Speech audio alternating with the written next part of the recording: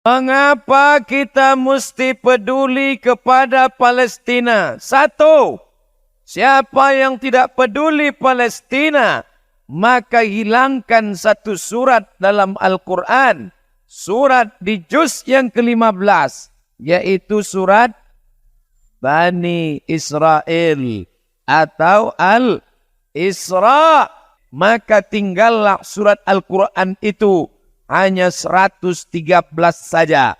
Maka hilanglah iman kepada Quran dalam dirinya. Yang kedua, mengapa kita peduli masalah Palestina? La yu'minu a'adukum. Kamu tidak beriman. Sampai kapan?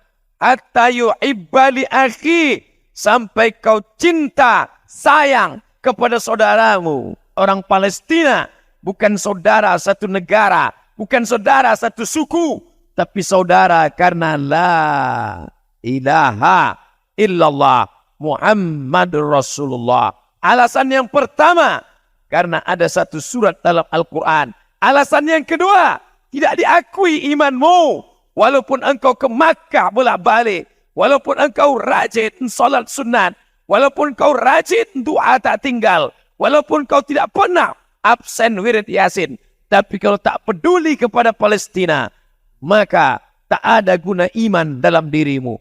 Dulu waktu saya kuliah di Maroko, sampai di Maroko tinggal di asrama, dan ada dari Palestina. Sama-sama masak pagi, ada dapur umum. Ketika saya sedang memasak, datang orang Palestina. Abdul Somad, saudaraku sekarang di Palestina tidak bisa memasak. Saya tanya, kenapa? Karena minyak zaitun yang sudah diperas.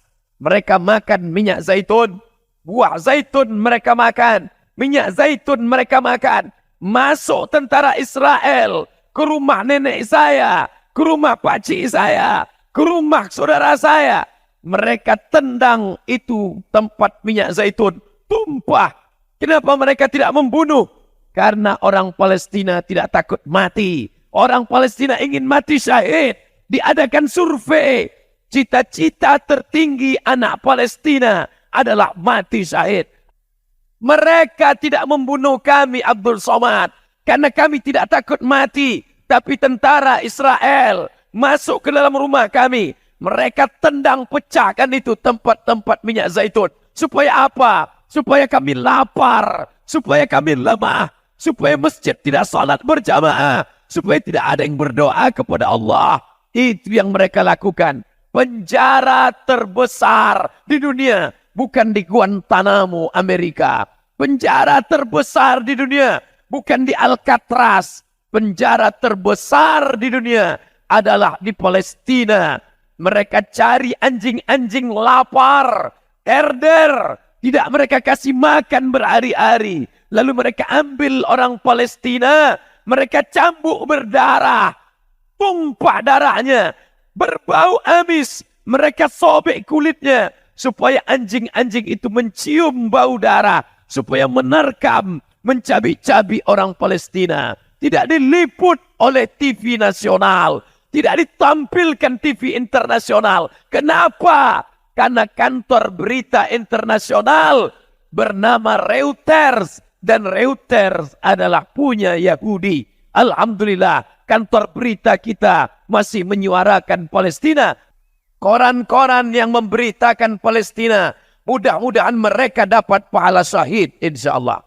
Kalian liput 6 tabligh akbar ini. Mati kalian. Kalian akan melihat buku catatan. Pernah jihad untuk Palestina. Pernah kalian jihad? Tidak. Pernah kalian ke Palestina? Tidak. Pernah kalian naik pesawat? Belum. Kenapa bisa dapat pahala? Karena kalian meliput acara siang ini. Buat besok di koran utama. Tunjukkan kepada dunia. Allahu Akbar. Berjuang engkau dengan HP-mu. Berjuang engkau dengan kameramu. Berjuang engkau dengan duitmu. Sama. Saya tidak ingin selesai acara ini tiba-tiba mendaftar mau ke Palestina. Jangan. Karena berangkat pun kalian ke sana belum tentu menyelesaikan masalah Palestina. Bisa-bisa bertambah pula masalah di Palestina. Tujuan acara ini supaya anak-anak muda peduli kepada Islam. Tapi yang paling penting adalah yang dibawa mati menghadap Allah, pedulimu kepada Palestina. Kalau kau tak ada rasa peduli Palestina, padahal kau mati nanti, yang kau bawa adalah iman kepada Allah Subhanahu wa taala. Apa bukti iman? Bukti iman adalah peduli pada Palestina.